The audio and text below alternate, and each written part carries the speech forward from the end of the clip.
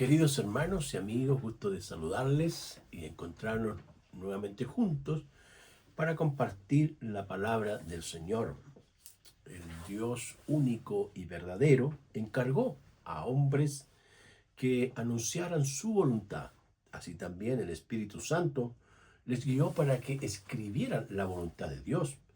Por eso el autor de Hebreos cita muy claramente, dice, toda la escritura menciona que es de carácter espiritual, sobrenatural, y es la que orienta y dirige la vida de las personas. Pablo, en 2 de Timoteo 3:16, dice, toda la escritura es inspirada por Dios y útil para enseñar, para redarguir, para corregir, para instruir en justicia. Y el versículo 17 dice, a fin de que el hombre de Dios sea enteramente preparado para toda buena obra. Pedro, el apóstol Pedro, también dice, tenemos la palabra profética más segura, a la cual hacemos bien el estar atentos como una antorcha que alumbra en un lugar oscuro. Si usted desea que Dios le hable, tiene que leer las Escrituras. Por ahí hay algunos hermanitos que son más iluminados, entre comillas, que dicen y le dicen a la gente, a las iglesias, le tengo una palabra, dice, le tengo una palabra. Pero si la palabra ya fue inspirada hace ya miles y cientos, décadas de años, y la tenemos aquí, entonces leamos la palabra, estudiemos la palabra, oremos por la palabra del Señor, y Él siempre nos hablará. Amén.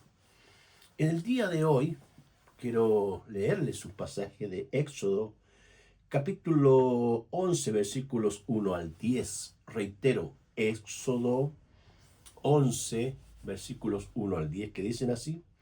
El Señor dijo a Moisés, una plaga traeré aún sobre Egipto, entre Faraón también, después de la cual él le dejará ir de aquí, y seguramente les echará de aquí del todo. Habló ahora al pueblo, y que cada uno pida a su vecino y a cada uno a su vecina alhajas de plata y de oro. El Señor dio gracia al pueblo en los ojos de los egipcios. También Moisés era tenido en gran varón en la tierra de Egipto, y los ojos de los siervos de Faraón y a los ojos del pueblo. Dijo pues Moisés, el Señor ha dicho así, a la medianoche yo saldré por en medio de Egipto, y morirá todo primogénito en la tierra de Egipto, desde el primogénito de Faraón, que se sienta en su trono, hasta el primogénito de la tierra que está detrás de los molinos, y todo primogénito de las bestias. Y hará gran clamor por toda la tierra de Egipto, cual nunca hubo ni jamás habrá. Pero contra todos los hijos de Israel, desde el hombre hasta la bestia, ni sus perros moverá su lengua, para que sepáis que el Señor hace diferencias entre los egipcios y los israelitas. Y descenderán a mí todos estos tus siervos, inclinados delante de mí, dirán, vete tú y todo el pueblo que está debajo de ti, y después de esto yo saldré. Y el pasaje continúa diciendo en los otros versículos. Vamos a hablar hoy día del tema que quiero compartir con ustedes, es el anuncio de Dios. Hemos dicho que el Señor está constantemente hablándoles a diferentes tipos de personas. Lo hace con un propósito, con un plan, con un objetivo. Y el autor de Hebreos, en el capítulo 1, dice, Dios habiendo hablado muchas veces y de diferentes maneras a los padres. Los padres en el pueblo de Israel son Abraham, Isaac y Jacob, en el cual se constituyó, se formó la nación o el pueblo de Dios históricamente. Es el apóstol Pablo, en las epístolas cristológicas del Nuevo Testamento, donde él dice que de ambos pueblos Dios hizo uno. Los pueblos son el pueblo de Israel, los gentiles, es decir, todos aquellos que no son judíos, y allí nació un pueblo nuevo, y ese pueblo es la iglesia del Señor Jesucristo. Y él dijo, edificaré mi iglesia y las puertas del Hades no prevalecerán contra ella. De estas dos instituciones que son la familia y la iglesia, son en un sentido de carácter temporal, porque en la familia todos hemos nacido biológicamente en la familia. Pero la iglesia es de carácter espiritual y sobrenatural y tiene trascendencia e incidencia por toda la eternidad. Es el apóstol Juan quien escribe en el texto de Revelación o Apocalipsis. Él dice, de todo pueblo, lengua y nación. Y vi una gran multitud. Dice, ¿cómo la vio? Porque la vio. Dios le reveló, el Espíritu Santo le mostró eso. El futuro glorioso de los redimidos. Entonces, en el pasaje que yo les acabo de leer hoy, vamos a observar tres características del anuncio de Dios. El anuncio de Dios. Bien, en primer lugar está la gracia de Dios. El pasaje muestra que Dios colocó gracia en los israelitas con respecto a los egipcios.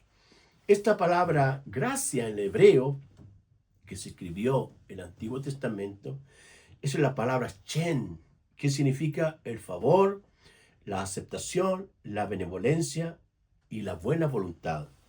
Es así como Dios en la vida de un hombre llamado Noé dice que halló gracia ante los ojos de Dios.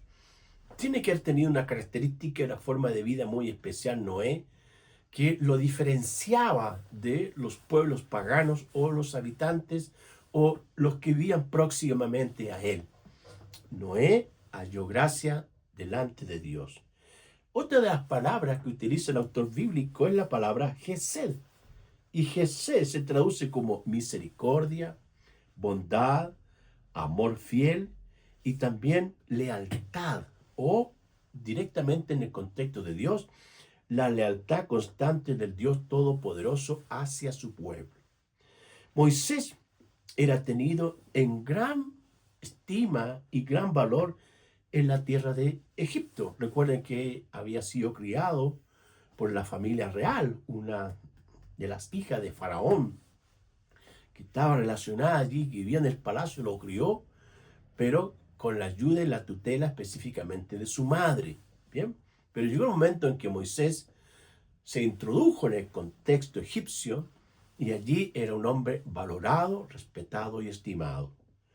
A los ojos de Dios, este hombre también tenía un gran valor, los siervos lo apreciaban. Entonces, podemos decir el día de hoy que Dios puede colocar gracia, bondad, misericordia, afecto, ternura ante las personas que no nos conocen, que no saben quiénes somos.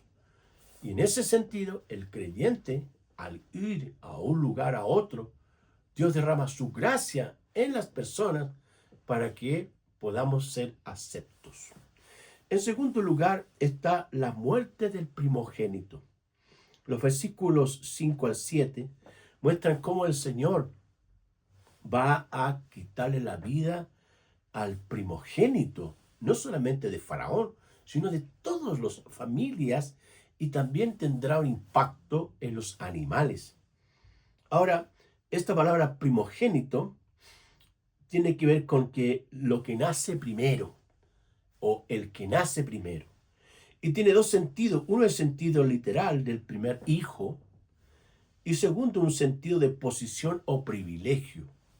En el Nuevo Testamento se dice que Jesucristo es el primogénito de la revelación del Dios Todopoderoso. El apóstol Pablo escribe en Colosenses capítulo 1, versículos 15 y 16, y dice que Jesucristo es el primogénito de muchos hermanos. Bien, entendiéndose que Él es el primero de todos. La palabra griega es el prototokos. Quiere decir que Él es La máxima autoridad y posición la tiene el Señor Jesucristo. Bien, también la Escritura enseña que Jesucristo es el primero de entre los muertos.